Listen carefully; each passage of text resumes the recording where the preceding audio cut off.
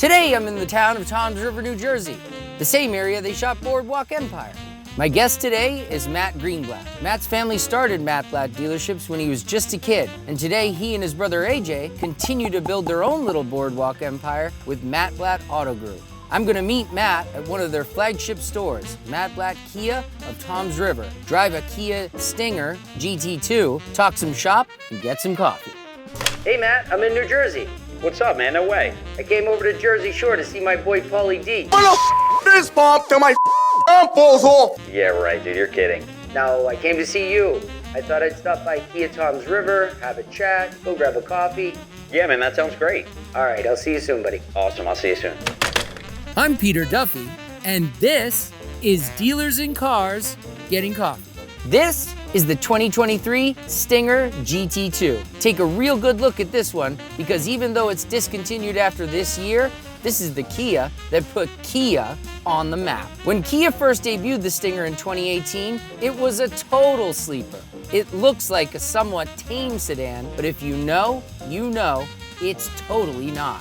This one comes in wolf gray, which is appropriate, because with a 0 to 60 at 4.6 seconds, you feel like you're being pulled by a pack of wild dogs, and for a moment, you completely forget you're in a Kia.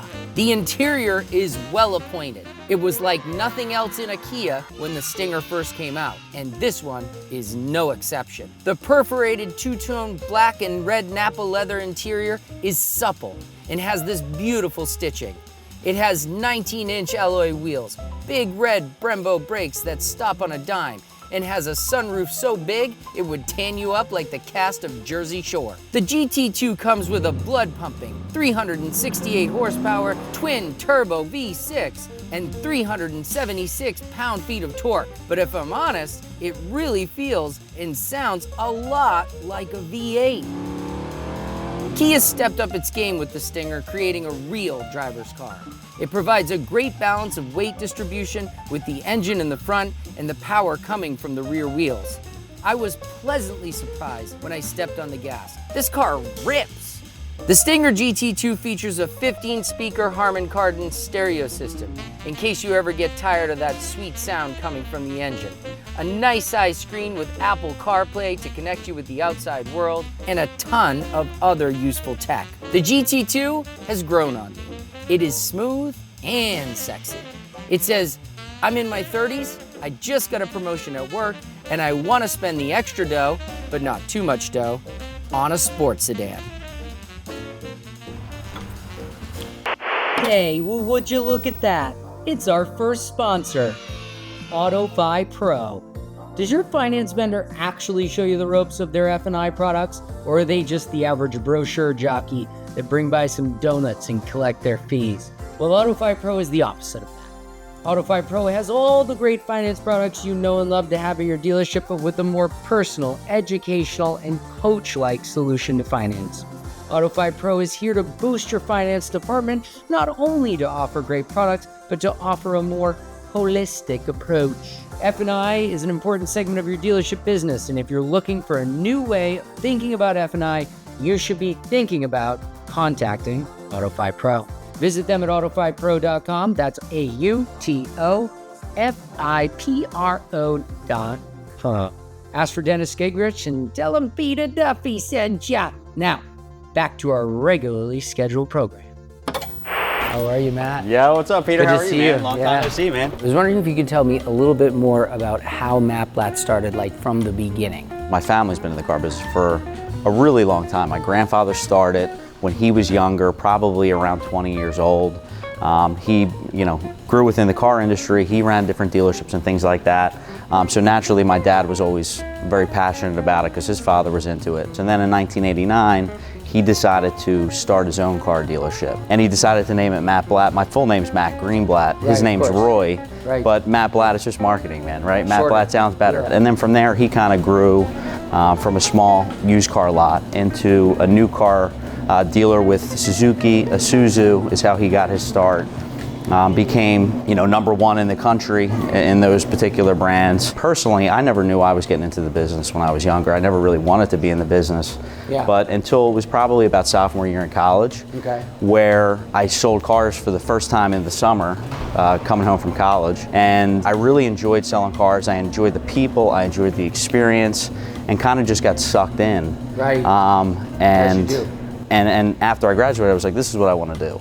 What's with the basketball net in the middle of the I mean, we show? like to have fun, man. You got no cars in here, you got a basketball net. Well, typically we have cars in here. Don't tell Kia that. But we like having fun, man. I mean, this originally started off from like a selfish standpoint. Like, we like basketball, so we kind of turn it into different games, and we'll use it for promotions and stuff like that. Sure. But we're just big basketball fans, man. That's great. So. What does the day-to-day look like for you at the dealerships, and like what are you mainly responsible for? I mean, I think the advertising, the marketing aspect of everything is something that we're solely responsible for. You know, checking the analytics, making sure that the things are doing what they're supposed to be doing in terms of gaining traction and how many impressions are we getting, and figuring out what's successful, what we need to tweak, where we need to pivot, things like that. But on top of that, we can't be at all the stores at once. But you know, we're able to go from store to store and observe a little bit, making sure the processes are getting done as, you know, correctly, and making sure customers are happy, making sure our employees are happy, the atmosphere is good, the culture is good. Those are the things that I really try to spend my time doing. So you're out in amongst it. Yes, I like being in it. If I'm outside of it, I feel like I lose touch, Sure. you know, with what's going on inside the dealership. You had like a family day or something in the middle of the summer. It looked like your employees were having a genuinely good time. Yeah. And their children. Is that something you do every year? Yeah, it's something that we've been trying to do recently more. It's a big event. Yeah, it is. It's all the dealerships that we have. We go on a campground, and they got swimming pools. We have events. We do like a softball game. Yep. And put the dealerships, you know, against one another. Do like a tournament style thing, dodgeball. But we really do that, and we try to be conscious of the fact that all these people are inside the dealership a lot together. So we didn't want to do an event where it's just employees. We wanted to get their families involved and make sure everybody can have a good time on a Sunday when we're closed. So we really just do that as an appreciation type deal, and then also as a team building thing. Definitely. You know, it's fun to get everybody together and have a good time. And Definitely. What is the opportunity that Automotive has for people that really want? Well, I always say to people that this is like the best kept secret, because if you go to, you know, if you do the traditional thing where you go to college and, you know, you're coming out trying to find that job, you're never thinking, let me get into the car business. Right. You know, this is something that you do if you don't go to college, and that's kind of how people kind of think of it. Whereas if they kind of knew the opportunities that were presented, if they got into this business, I think a lot more people would be interested. Not just the amount of money that you can make and the fact that the sky's the limit, like however hard you feel like you want to work will be, you know, reflected in your paycheck. You know what I mean? So there's no waiting for raises. If you are effective at your job early on, you can make more money than other people, which I think is refreshing to people that, you know, don't like the aspect of like feeling like they're boxed in. You know, I have to wait 3 years before I'm up for a raise or things like that. What's happening at Blatt Auto Group with EVs? I mean, we don't have a ton of EVs sitting on the lot, but they're not like super fast movers. I think there's still a lot of hesitation with electric cars. And I think everybody kind of gets excited about the future relatively quickly, like it's going to happen tomorrow. And I think EVs are going to gain traction. And really their barrier of entry, I think always with electric cars, is as soon as they can produce a low-cost electric car, batteries get, you know, more inexpensive, range goes to like 1,000 miles per charge. Charging is quicker. Charging is quicker. Right. Things like that, then I think they broke the barrier, and it just makes it more accessible to kind of everybody. Asia typically tend to be ahead of the curve in many ways technologically, right? Yeah. So I think EV adoption in Asia is going very well compared to the US. It's not built overnight. Although people just feel like if it's not, then it's a failure. So, you know what I mean? If it doesn't happen the way that they envisioned in their mind, it's kind of a failure. So if they don't get that immediate gratification. Yes. But that's our whole society. But then we blame, I think it's because we're all like, yeah, so of much course, things happen so once. quick, man. Yeah, and like if it's not happening now, but you gotta like look long term and think about the implications and, you know, whether you agree with the ominous threat of climate change or not. No matter what, what's better? Sucking in a bunch of fumes or making things cool, fast, fun, and EV? Like the answer is the latter. So like, it makes natural sense to do those things. And also, one could argue that it's gonna push society forward faster because we're innovating, right? The automobile is old. Do you like good beer? Not a huge beer guy, I'm a whiskey guy. Yeah. You like Angel's Envy? Yeah, that's how I got started. My dad Okay. got Angel's Envy, and I was like, I never really tried whiskey before. Let me try just drinking it, you know, with an ice cube. And kind of got me hooked. My dad, you know, turned me into an alcoholic. It's totally fine. Turned me into a car dealer and an alcoholic. What a great father. Those are No, two of he's the man. best My dad American things. Is your dad the still original. alive? Yeah, he's still alive. okay. Yeah. I know you told me that last time that he started everything. I was like, I forgot. I lied when I told you he was dead. He's not. I'm just kidding. I never said. I never said that. Nah, he's totally dead. Yeah. Way to bring down the video, Matt.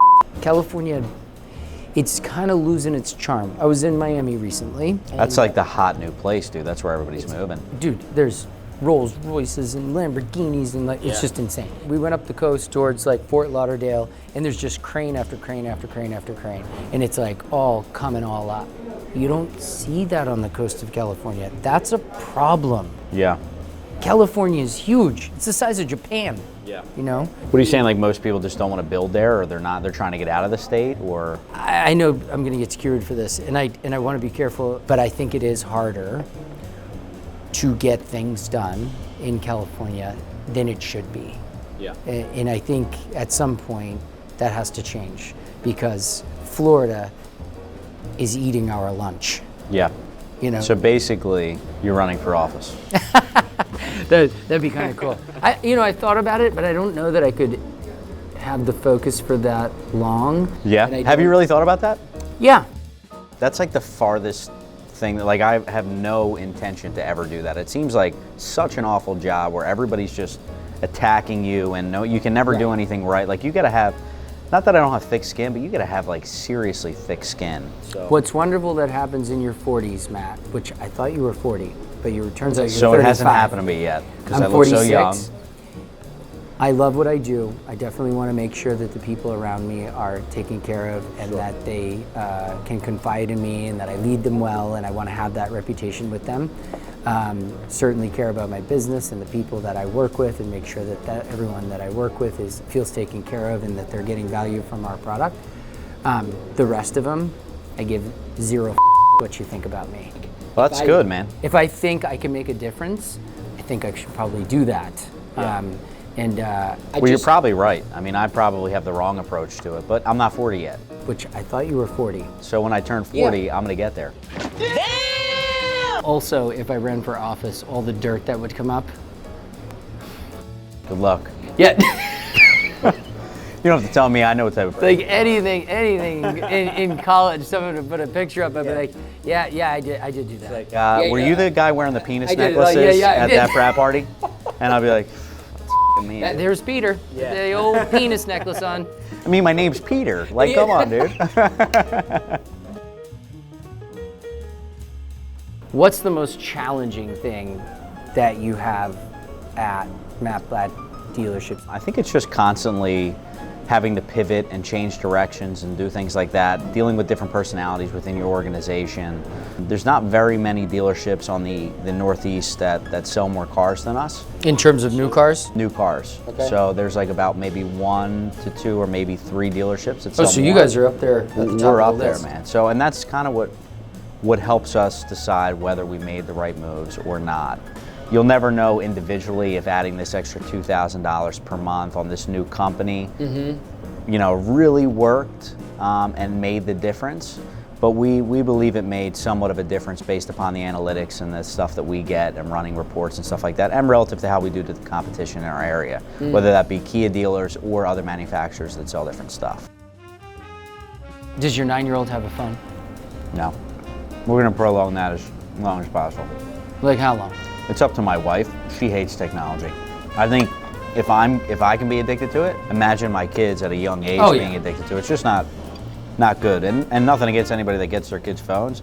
At an early age, it's just, I don't think it's healthy. It's almost like gambling apps and things like that. Yes, I'm done. I'm done. The way that it's like these short hits of dopamine and then on to the next one, on to the next one. And that kind of tricks your brain to become impatient about things, and you know what I mean? So I do think that it's a little bit different, because when you're watching a TV show, you got to watch that thing all the way through for 30 minutes, and it's the same storyline and it's the same thing. There's a beginning, a middle, and an end. Whereas over the course of 30 minutes, how many videos do you think those kids watch that they're, you know what I mean? 15 seconds, 30 seconds, 60 And I just think seconds. that's definitely not good for your brain. To know when to put it down. Which I can't even, like, sometimes I suck at that. Like, I'm not even saying I'm perfect. Well, you forget. I'm consciously, like, I know that this might not be good for them at this time, and I have to kind of, watch and limit that.